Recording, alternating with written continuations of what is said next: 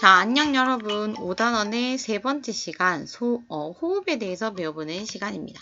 자, 호흡은 아주 구조가 간단하기 때문에 여러분들이 공부를 쉽게 할 수 있을 거예요. 자, 먼저 호흡을 배우려면 우리 몸에서 호흡을 하는 호흡의 기관에 대해서 좀 알아야겠죠? 자, 내가 숨을 쉬는 호흡 기관의 첫 번째 하고 숨을 마시는 코가 있다고 했고요. 자, 코에서 들이마신 숨이 여기 있는 기관을 지나서 그 다음에 기관 끝에 Y자 모양, 우리 그때 돼지의 폐에서 Y자 모양 확인했었죠? 이 부분을 기관지라고 하고요. 그 다음에 기관지 끝에 폐가 이렇게 한 덩어리씩, 그래서 두 개가 이렇게 두 쪽이 있다고 했어요. 그 다음에 여기에 보면 폐 밑에 보면 이렇게 우리가 눈으로는 확인을 못했지만 직접 폐를 볼 때 확인은 못했지만 내 몸을 가로지르고 있는 가로막이 이렇게 하나 있다라고 했죠. 그리고 폐의 구조를 좀 확대해서 보면 폐는 그냥 동그란 풍선 모양의 덩어리가 아니라 이렇게 포도송이 같은 울퉁불퉁한 이런 모양이 여러 개 붙어 있는 이런 구조를 가지게 되고 이 구조 하나의 이름을 뭐라고 한다고 했죠? 그렇죠. 폐포라고 한다고 했어요. 그래서 우리의 호흡 기관은 코, 기관, 기관지, 폐, 가로막으로 되어 있고 폐의 경우에는 큰 하나의 공기 주머니가 아니라 이렇게 작은 포도송이 모양의 공기 주머니가 여러 개 달려있는 폐포가 여러 개 달려있는 모양이다 라고 했어요. 자, 그림 기억할 수 있겠죠? 자, 그럼 폐포에서 어떤 역할을 하는지 실제로 보면요. 자, 폐포는 폐이기 때문에 혈액이 이렇게 들어와서 모세혈관이 물질 교환을 하고 다시 나갈 거예요. 우리 아까 순환에서 공부했듯이요. 폐로 들어오는 혈액을 우리가 뭐라고 한다고 했죠? 그렇죠? 심장에서 나와서 폐의 모세혈관을 가기 때문에 얘가 바로 폐동맥이 될 거고요. 그 다음에 모세혈관에서 어떤 물질 교환을 다 하고 빠져나가서 다시 심방으로 들어가는 이것을 폐정맥이라고 할 거예요. 폐정맥. 자, 그러면 폐동맥을 통해서 들어오는 거는 순환하는 거는 혈액이기 때문에 혈액에는 적혈구도 있고 백혈구도 있고 혈소판도 있고 혈장도 있다고 했잖아요. 그 중에서 우리가 중요하게 보는 거는 바로 이 녀석 적혈구인데요. 자, 적혈구의 중요한 기능은 무엇을 운반한다? 그렇죠. 산소를 운반한다 라고 했어요. 그래서 이 적혈구가 폐에서 아주 중요한 역할을 할 건데요. 자, 폐로 들어오는 목적은 무엇을 충전하기 위해서 들어오는 거예요? 그렇죠. 산소를 충전하기 위해서 들어오는 거거든요. 그러면 이 산소를 누가 받아가는 거예요? 적혈구가 받아서 폐정맥을 통해서 빠져나가는 거예요. 자, 그러면 여기 있는 이제 어떤 기체 교환이 일어나는지 구체적으로 좀 볼게요.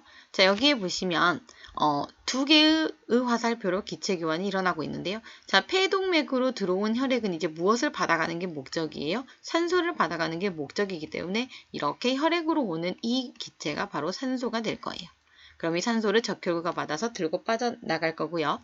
그 다음에 이제 혈액에 녹아있는 버려야 되는 기체, 바로 얘가 이산화탄소죠. 자, 이산화탄소는 혈장에 녹아서 이동하고 있을 건데요. 바로 이 이산화탄소를 바로 폐로 버리게 될 거예요. 그럼 우리가 후 하고 내뱉는 날숨을 통해서 몸 밖으로 아예 빠져나가게 된다라고 했죠. 그래서 이 화살표 방향을 잘 보시고 얘가 어떤 기체인지를 여러분들이 잘 기억하시면 됩니다. 그래서 폐에서는 폐포를 아주 많이 감싸고 있는 모세혈관 사이에서 모세혈관 항상 물질 교환을 한다고 했죠. 물질 교환이 일어났는데 이때 일어나는 물질 교환은 기체, 산소를 받고 이산화탄소를 주는, 산소는 적혈구가 받아서 나가고 그 다음에 혈장에 녹아있는 이산화탄소를 버리는 이런 물질 교환을 하게 된다는 거 기억하시면 되겠어요. 자, 특히 폐포의 구조에서 여러분들이 기억해야 되는 게 폐가 이렇게 하나의 덩어리로 되어 있는 게 아니라 이 안에 보시면 포도송이 같은 폐포의 모양으로 이렇게 되어 있다고 했죠. 우리가 융털에서 배웠던 거랑 똑같아요. 우리가 기체가 이렇게 들어오면 물질 교환을 할 때요. 그냥 풍선 모양이면 이 면적에서만 물질 교환, 기체 교환을 할 수 있지만 포도송이처럼 되어 있으면 구석구석 울퉁불퉁한 부분에 전부 다 붙어서 기체 교환이 되기 때문에 훨씬 더 많은 기체 교환을 할 수가 있겠죠. 그래서 폐포도 융털과 마찬가지로 표면적을 넓혀서 물질 교환, 기체 교환을 좀 더 효율적으로 하게 하는 구조라는 것까지 기억하면 완벽하게 여러분들이 다 기억하는 게 될 것 같아요. 자, 한 번만 더 정리할게요. 자, 우리가 폐 같은 경우에는 산소 탱크, 산소를 받는 곳이라고 했잖아요. 그래서 폐를 감싸고 있는 모세혈관이 폐를 통해서 산소를 받을 거예요. 그럼 이 산소는 어디다 쓰느냐? 바로 온몸에 있는 아까 심장에서 나와서 다시 온몸을 도는 온몸 순환이 있다고 했잖아요. 자, 온몸을 돌면서 온몸에 있는 조직세포에 산소를 공급하게 돼요. 그럼 이 조직세포는 산소로 숨을 열심히 쉬고 버려야 되는 이산화탄소를 발생을 하게 되겠죠. 그럼 이산화탄소를 얘가 직접 버릴 수가 없기 때문에 바로 혈액으로 이산화탄소를 버리게 되면 이 혈액이 다시 폐로 가서 폐에다가 이산화탄소를 버리고 오게 되는 거예요. 그리고 대신에 다시 뭐를 받아오는 거죠? 그렇죠. 산소를 다시 받아와서 다시 온몸에 주고, 자, 온몸은 생명활동을 열심히 하고 나온 노폐물 이산화탄소를 다시 혈액에 버리면 혈액은 이거를 다시 폐포로 버리고, 이런 과정이 일어나게 된다는 거 크게 기억할 수 있겠죠. 그래서 항상 모세혈관이 산소를 받는 건 아니에요. 폐포에서는 모세혈관이 산소를 받지만 조직세포에서는 모세혈관이 이산화탄소를 받거든요. 그래서 기체교환이 어떤 부분에서 일어나는 기체교환을 물어보느냐를 먼저 잘 구별하시고 여러분들이 생각하면 절대 틀리지 않을 것 같아요. 자, 그럼 우리 호흡 운동의 원리만 이제 마지막으로 볼게요. 자, 우리가 폐가 여기 안에 들어있으면, 자, 폐를 감싸고 있는 갈비뼈가 있다고 했고요. 그 다음에 이 밑에 가로막이 있다고 했잖아요. 자, 그럼 우리가 숨을 먼저 들이마시는 심에서 갈비뼈가 어떻게 되는지 볼게요. 자, 맨 처음에 갈비뼈가 이렇게 되어 있고 가로막이 이렇게 있는데요. 내가 숨을 마시면, 자, 한번 마셔볼게요.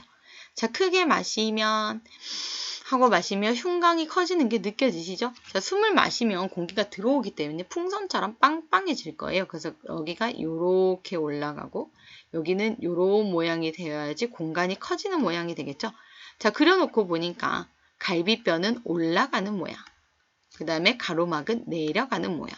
자, 하나는 올라가고 하나는 내려가요. 헷갈리시면 안 돼요. 자, 갈비뼈는 올라가고 가로막은 내려가게 되면 바로 이게 흉곽의 부피가 어떻게 되는 거다?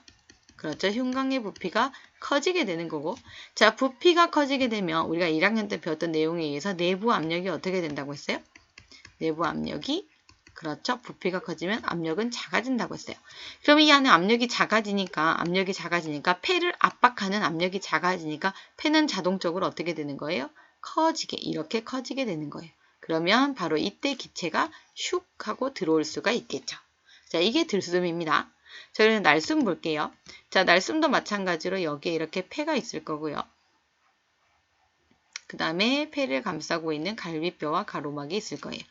자, 이번에는 숨을 내뱉게 되면 후 하고 내뱉으면 이렇게 흉곽이 쪼그라드는 거 느껴지시죠? 자, 갈비뼈가 이렇게, 가로막이 이렇게 움직이면서 안에 공간이 작아지는 방향이 될 거예요. 그래서 이번엔 갈비뼈가 내려가고 가로막은 올라가고, 그렇다는 말은 바로 흉곽의 부피가 어떻게 된다?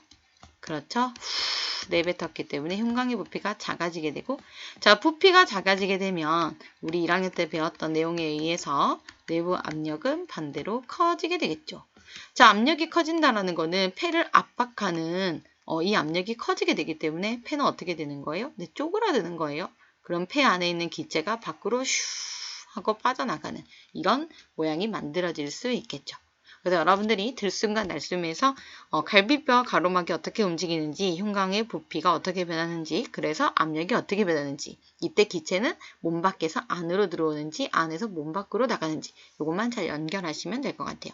자, 호흡도 크게 어렵지 않았기 때문에 영상을 들으면서 바로 기억할 수 있었을 것이라고 생각해요. 자, 그럼 이제 다음 시간에는 마지막 배설로 한번 만나볼게요.